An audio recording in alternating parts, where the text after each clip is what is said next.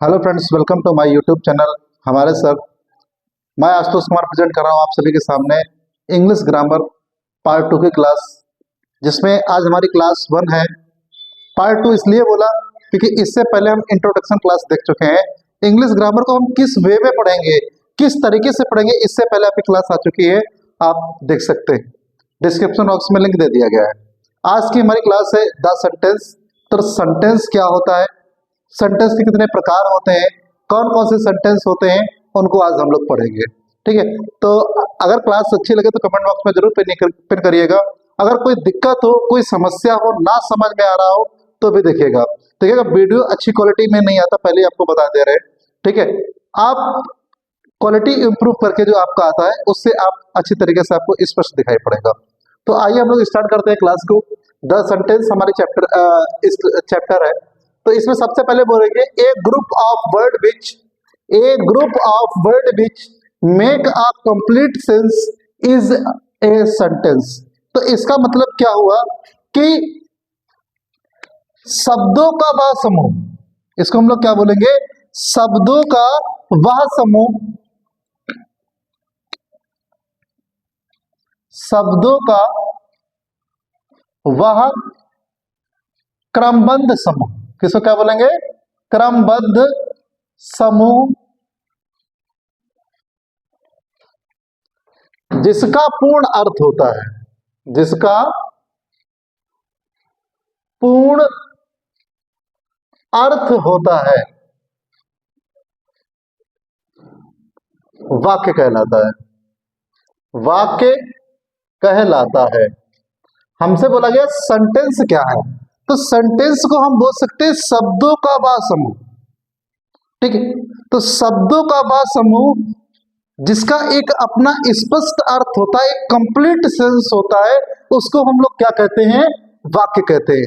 जैसे आइए एग्जांपल देखते हैं हम लोग एक सेंटेंस का। जैसे हमने बोला Mona is a good girl, Mona is a good girl. तो जैसे हमने बोला Mona is a good girl, तो आपके दिमाग में आया कि हाँ, सेंटेंस का एक स्टेप बाय स्टेप लिखा गया है और उसका एक अर्थ बनना है। तो Mona is a good girl, Mona एक अच्छी लड़की है। अगर हम इसी सेंटेंस को इस तरीके से लिख दे, गर्ल इज ए गुड मोना, हमारे शब्द तो वैसे लिखे, बस हमने शब्दों का हेर फेर कर दिया। अब हमने बोला girl is a good Mona, तो आप अर्थ को समझने में थोड़ा आपको मुश्किल हो रही है कि ये कैसा टूटा फूटा अर्थ निकल पा रहा है। तो हम इसको तो सेंटेंस कह सकते हैं, लेकिन इसको सेंटेंस नहीं कह सकते। क्यों नहीं कह सकते? क्योंकि इसका स्पष्ट अर्थ नहीं बनना है। अगर स्पष्ट अर्थ बने, क्योंकि हम लोग इंग्लिश लैंग्वेज पढ़ रहे हैं और इंग्लिश लैंग्वेज में, इंग्लिश सीखने के प्रोसेस में, ग्रामर में, अगर आपका अर्थ स्पष्ट होता है तभी हम उसको वाक्य कह सकते हैं, वरना हम वाक्य नहीं कह सकते। वाक्य हम इसे बोल सकते हैं क्योंकि इसका एक स्पष्ट अर्थ है, लेकिन इसका एक स्पष्ट अर्थ नहीं है तो हम इसको वाक्य नहीं कह सकते। तो अगर आपसे पूछा जाए वाक्य क्या है, तो एक group of words which make a complete sense, तो आप लोग यहाँ पे कंप्लीट सेंस, जिसका एक कंप्लीट सेंस हो, जिसका एक पूर्ण अर्थ हो, उसी को हम वाक्य कह सकते हैं। उम्मीद करते हैं आपको ये टॉपिक समझ में आया होगा कि सेंटेंस क्या होता है। ठीक है, आगे हम लोग काइंड्स ऑफ सेंटेंस पढ़ेंगे। सेंटेंस के कुछ प्रकार होते हैं। ठीक है, तो आगे हमारा जो टॉपिक स्टार्ट होता है इसी के अंतर्गत, वो हमारा है काइंड्स ऑफ सेंटेंस, कि सेंटेंस के प्रकार कितने होते हैं। ठीक है, तो काइंड्स ऑफ सेंटेंस को पढ़ेंगे। काइंड्स ऑफ सेंटेंस, ठीक। नेक्स्ट हम लोग पढ़ेंगे इसमें पार्ट ऑफ सेंटेंस। आप लोग जो लोग पढ़ रहे हैं बताइएगा, kinds of sentence and part of sentence दोनों में डिफरेंस क्या है। अगर आपको डिफरेंस पता है तो कमेंट बॉक्स में पिन करिएगा। अगर आप अगली क्लास हमारी देखेंगे तो आपको पता चलेगा कि पार्ट ऑफ सेंटेंस क्या होता है। आज की क्लास में हम लोग पढ़ रहे हैं काइंड ऑफ सेंटेंस, ठीक है। तो इसमें अगर काइंड्स ऑफ सेंटेंस में बात करते हैं, इसमें जो हमारा सबसे पहला टेंस आता है, ठीक है, इसको हम लोग बोलते हैं असर्टिव सेंटेंस। कौन सा बोलते हैं बेटा? Assertive sentence.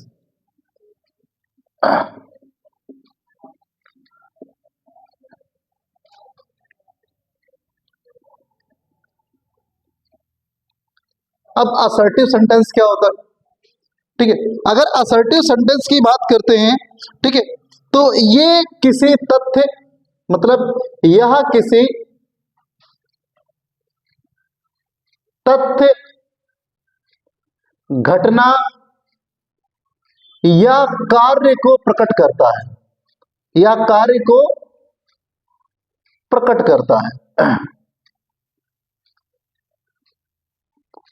अगर आपसे पूछा जाए कि असर्टिव सेंटेंस क्या होता है, तो जो किसी कार्य, तथ्य, घटना को प्रकट करता है उसे हम लोग क्या कहेंगे? Assertive sentence. सर समझ में नहीं आया, इसको जरा स्पष्ट कीजिए, ठीक है। तो इसके अगर हम लोग बात करते हैं कि असर्टिव सेंटेंस है क्या, जैसे बोला कि मैं पढ़ा रहा हूं, ठीक है, तो ये आपकी कोई घटना हो गई, पढ़ाना। जैसे बारिश होगी, आपकी घटना है, ये बारिश हुई। एक्सीडेंट हुआ था, ये कोई घटना है, ठीक। तो बारिश हुई थी। अब रीजन दो ही हो सकते हैं, अगर बादल है तो बारिश होगी या फिर बारिश नहीं होगी। लोग वैसे आसमान देखते, भैया बारिश होगी, बादल है।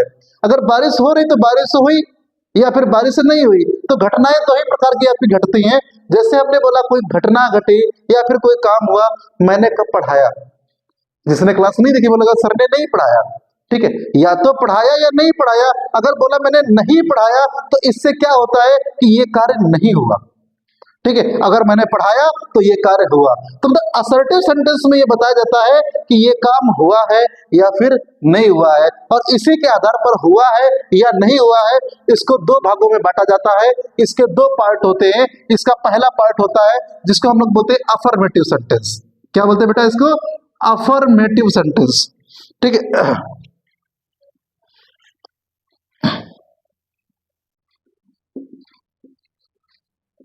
अफर्मेटिव सेंटेंस, ठीक है। अफर्मेटिव सेंटेंस क्या होता है? यह किसी तथ्य या घटना या कार्य को स्वीकार करता है। यह किसी तथ्य, घटना या कार्य को स्वीकार करता है, स्वीकार करता है। जैसे हम बोले, कोई एग्जाम्पल दे, जैसे बोले he plays football, he plays football, ठीक है, ही प्लेज फुटबॉल। अगर इसकी हम लोग बात करते हैं, हमने एग्जाम्पल दिया ही प्लेज फुटबॉल। तो अफर्मेटिव जो सेंटेंस होते हैं हमारे, ये बताते हैं किसी तथ्य है या कोई घटना है या कोई कार्य है, ठीक है, उसको स्वीकार करें। जैसे हमने बोला ही प्लेज फुटबॉल, वह फुटबॉल खेलता है, वह फुटबॉल खेलता है। तो इसको हम लोग बोलेंगे अफर्मेटिव सेंटेंस। और इसी का जो सेकंड पार्ट होता है जिसको अगर हम लोग बोले निगेटिव सेंटेंस, क्या बोले?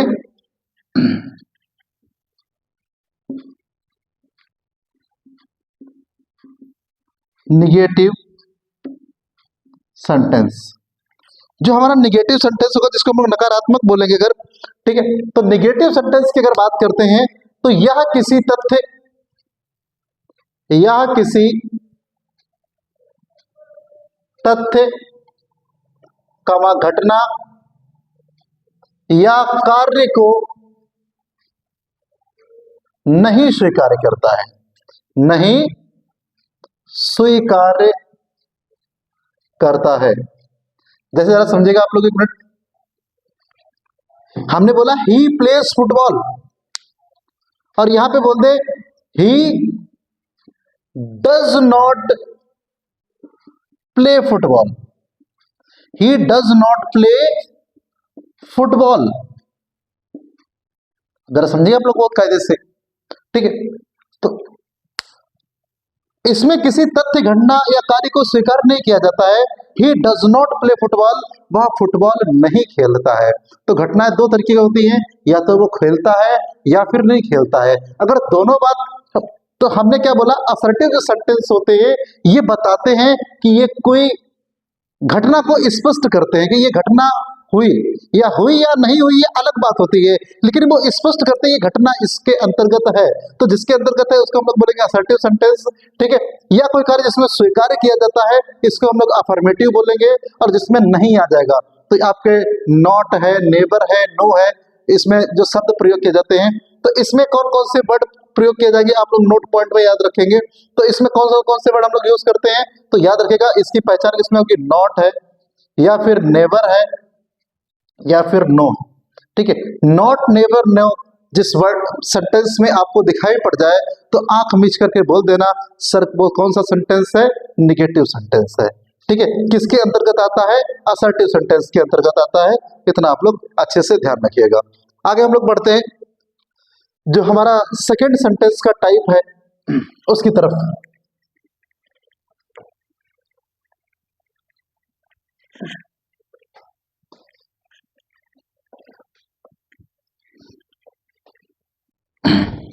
नेक्स्ट हमारा जो सेंटेंस आ जाता है सेकेंड नंबर टाइप, जिसको हम लोग बोलते हैं इंट्रोगेटिव सेंटेंस। क्या बोलते हैं इसको, इंट्रोगेटिव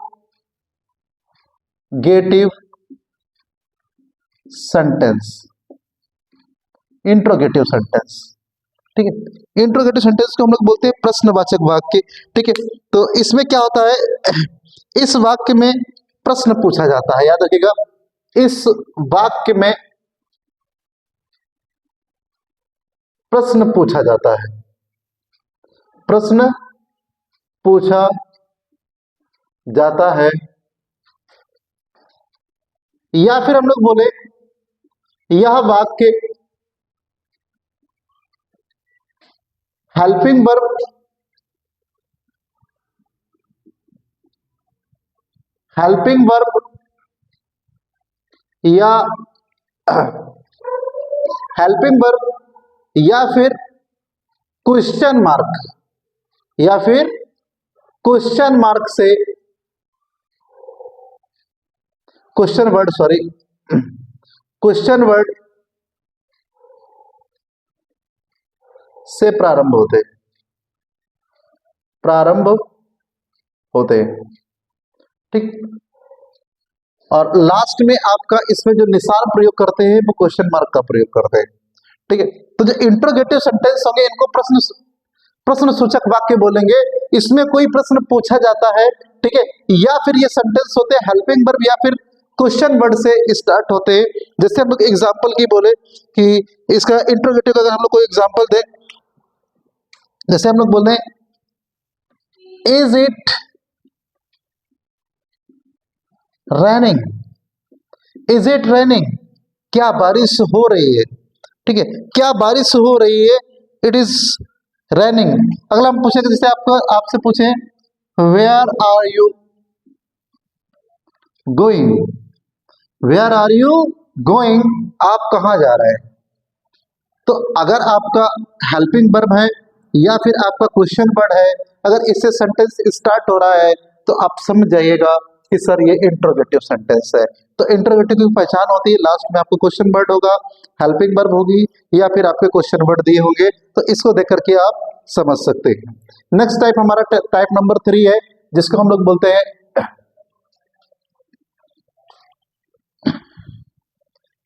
इंट्रोगेटिव के बाद में जो हमारा सेंटेंस आता है जिसको हम लोग इंपरेटिव सेंटेंस बोलते हैं। क्या बोलते हैं, इंपरेटिव सेंटेंस बोलते हैं, इंपरेटिव सेंटेंस, ठीक है। जो इंपरेटिव सेंटेंस होते हैं अगर इनकी हम लोग बात करते हैं, ठीक है, तो यह वाक्य आपके आज्ञा, प्रार्थना, परामर्श प्रकट करते हैं। यह वाक्य आज्ञा, प्रार्थना या परामर्श प्रकट करते हैं, प्रकट करते हैं। यह वाक्य आज्ञा, प्रार्थना या फिर परामर्श प्रकट करते हैं। ठीक है, और ये जो सेंटेंस होते हैं याद रखिएगा, हमेशा याद रखेंगे, ये वर्ब की फर्स्ट फॉर्म, यह वर्ब की फर्स्ट फॉर्म वीवर, या फिर इनमें प्लीज, ऑलवेज या फिर नेवर का प्रयोग होता है। प्लीज, ऑलवेज, नेवर का प्रयोग होता है स्टार्टिंग से, वर्ब की फर्स्ट फॉर्म से स्टार्ट होते हैं। या फिर हम लोग बोले इसमें डू नॉट प्लस वर्ब की फर्स्ट फॉर्म से सेंटेंस स्टार्ट होते हैं। इनको भी हम लोग बोल सकते हैं इंपरेटिव सेंटेंस। जैसे हम लोग एग्जाम्पल बोले, अगर इंपरेटिव सेंटेंस का एग्जाम्पल क्या होगा, ठीक है, तो अगर इंपरेटिव सेंटेंस की अगर हम लोग यहाँ पे बात करें बेटा, तो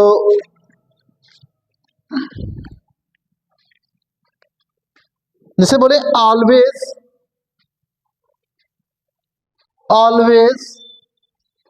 स्पीक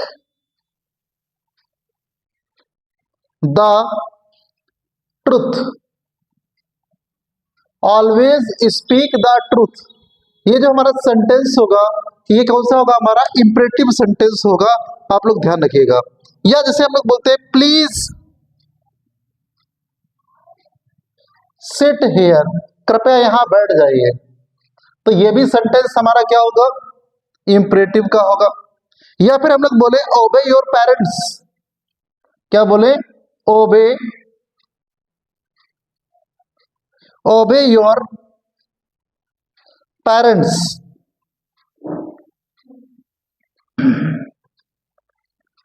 ओबे योर पेरेंट्स, तो ये सेंटेंस क्या हो रहा है, वर्ब की फर्स्ट फॉर्म से स्टार्ट हो रहा है। प्लीज सिट हियर, कृपया यहां बैठ जाइए, ऑलवेज स्पीक ट्रूथ, हमेशा सत्य बोलिए। तो जो इस प्रकार के वाक्य होते हैं आपके किसके अंतर्गत आते हैं, इंपरेटिव के अंतर्गत आते हैं। ठीक है, तो इसमें ये एक चीज हमेशा याद रखना, जो सब्जेक्ट यू होता है, क्या होता है आपका सब्जेक्ट यू, वो हमेशा क्या रहता है, छिपा रहता है। ठीक है, सब्जेक्ट यू हमेशा छिपा रहता है, आप लोग अच्छे से ध्यान में रखेंगे, और ये आपके इंपरेटिव सेंटेंस कहलाएंगे। तो इंपरेटिव सेंटेंस आज्ञा, प्रार्थना, परामर्श वाले वाक्य कहलाते हैं, वर्ब की फर्स्ट फॉर्म से, या इनमें please, always, never say start होते हैं, या इसमें डू नॉट प्लस वर्ब की फर्स्ट फॉर्म होती है। आप लोग अच्छे से याद रखिएगा। ठीक है, नेक्स्ट वन की हम लोग बात करते हैं यहाँ पे,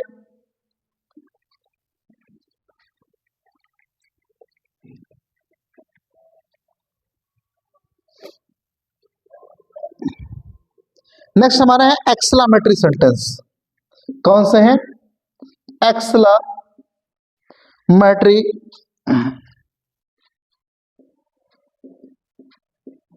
सेंटेंस। अगर एक्सक्लेमेटरी सेंटेंस की बात करते हैं, ठीक है, ये वाक्य की हृदय की भावना, यह वाक्य हृदय, भावना, आश्चर्य, सुख दुख, सुख कामा दुख, ठीक है, आश्चर्य, सुख कामा दुख आदि को प्रकट करते हैं, आदि को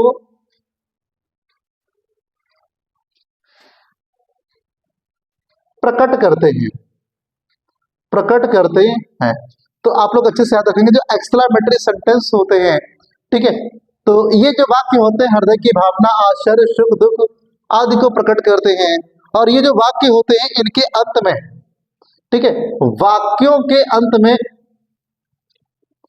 वाक्यों के अंत में एक्सक्लेमेटरी मार्क, जिसको हम लोग हिंदी में बोलते हैं विस्मयादिबोधक चिन्ह, एक्सक्लेमेटरी मार्क लगा होता है। ठीक है, आप लोग अच्छे से याद रखिएगा, ये सेंटेंस आपको दिया गया है, ठीक है, जो हमारे एक्सक्लेमेटरी सेंटेंस है, कौन से हैं, एक्सक्लेमेटरी सेंटेंस है। ठीक है, जैसे हम लोग बोल सकते हैं हाउ गुड, कितना अच्छा, हाउ गुड, कितना अच्छा, तो लास्ट में आपका ऐसे लग जाएगा। या फिर हम लोग बोल सकते हैं इसको ठीक है। alas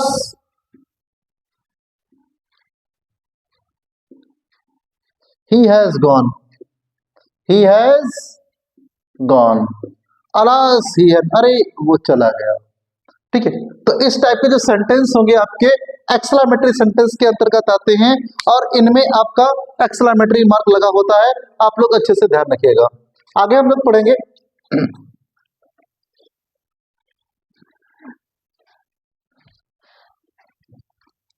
नेक्स्ट हमारा है यहाँ पे ऑप्टेटिव सेंटेंस। कौन सा है? Optative, optative sentence. जो ऑप्टेटिव सेंटेंस हमारे होते हैं, ठीक है, इनको हम लोग बोलते हैं इच्छा या कामना बोधक। ठीक है, तो इस वाक्य में इच्छा, कामा, भगवान से प्रार्थना, भगवान से प्रार्थना की कामना व्यक्त होती है, कामना प्रकट होती है, प्रकट होती है। तो ऑप्टेटिव जो सेंटेंस होते हैं इनकी अगर बात करते हैं, ये जो वाक्य होते हैं इच्छा या भगवान से प्रार्थना की कामना इसमें स्पष्ट होती है। ठीक है, इनको ध्यान रखेंगे। जैसे एग्जाम्पल की बात करते हैं यहां पे, जैसे हम लोग बोलते हैं मे गॉड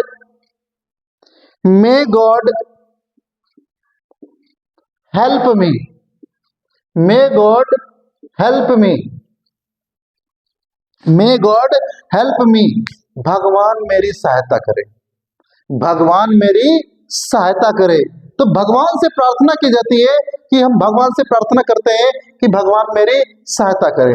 ठीक है, एक हम लोग सेंटेंस और इसमें बोलते हैं, ठीक है, God bless you, God bless you. ये भी जो सेंटेंस होता है कि भगवान आपको सुख रखे, हम लोग आशीर्वाद देते हैं भगवान आपको प्रसन्न रखें। ठीक है, तो गॉड ब्लेस यू, तो ये भी इसमें आ जाता है आपका ऑप्टेटिव सेंटेंस में। या फिर हम लोग बोल सकते हैं, बहुत ज्यादा हम लोग प्रयोग करते हैं, may you live long, may you live long, आपकी उम्र लंबी हो। ठीक है, इस सेंटेंस को भी हम लोग यूज करते हैं। ठीक है, और इसमें भी एक्सक्लेमेटरी मार्क का यूज करते हैं। तो याद रखिएगा एक्सक्लेमेटरी मार्क का यूज दोनों में किया जाता है, एक्सक्लेमेटरी में भी ऑप्टेटिव में भी। तो इसमें याद रखिएगा जो ऑप्टेटिव सेंटेंस होते हैं इसके अंदर इच्छा या कामना होती है और उनके अंदर आपका क्या होता है, इसमें सुख है, दुख है, आश्चर्य है, उस चीज को प्रकट किया जाता है। ठीक है, तो ये हमने सेंटेंस के 5 प्रकार पढ़े। ठीक है, सबसे पहले असर्टिव सेंटेंस पढ़ा, जिसमें हम लोग कोई भी घटना घटती है, बारिश होगी, कोई तथ्य है, घटना है, क्रम है, उसको दर्शाया जाता है। और उसके 2 पार्ट थे, एक अफर्मेटिव एक नेगेटिव। ठीक है, जो घटना घटेगी उसको अफर्मेटिव बोलेंगे, नहीं घटेगी तो उसको नेगेटिव बोलेंगे। अगला हमारा जो सेंटेंस था इंट्रोगेटिव, जिसमें कोई प्रश्न पूछा जाता है, जैसे where are you going. Next हमारा टाइप था इंपरेटिव सेंटेंस। ठीक है, तो इंपरेटिव आपके आज्ञा, प्रार्थना, सलाह वाले सेंटेंस कहलाते हैं। ठीक है, ये वर्ब की फर्स्ट फॉर्म से स्टार्ट होते हैं, जैसे ओबे योर पेरेंट्स, इसकी बात करते हैं। नेक्स्ट टाइप के जो सेंटेंस होते हैं जिनको हम लोग एक्सक्लेमेटरी सेंटेंस बोलते हैं, जिसमें सुख है, दुख है, आश्चर्य है, हृदय की भावना है, दिल की फीलिंग है, उसमें ये दिखाई जाती है। जैसे वाओ वेरी ब्यूटीफुल कार, ठीक है, what a nice mobile, what a nice car. ठीक है, इस टाइप के सेंटेंसेस की बात करते हैं, ये हमारा एक्सक्लेमेटरी में आते हैं। ठीक है, अगर हम लोग बात करते हैं ऑप्टेटिव में, इसमें इच्छा या कामना या भगवान से प्रार्थना की बात करते हैं, इसमें हमारे ऑप्टेटिव सेंटेंस कहलाएंगे। ये हमने आज की क्लास में सेंटेंस क्या होता है, सेंटेंस के टाइप्स क्या होते हैं, इनको सीखा। अगली क्लास में हम लोग पार्ट ऑफ सेंटेंस पढ़ेंगे। अगर आपको क्लास अच्छी लगी हो तो कमेंट बॉक्स में जरूर पिन करें।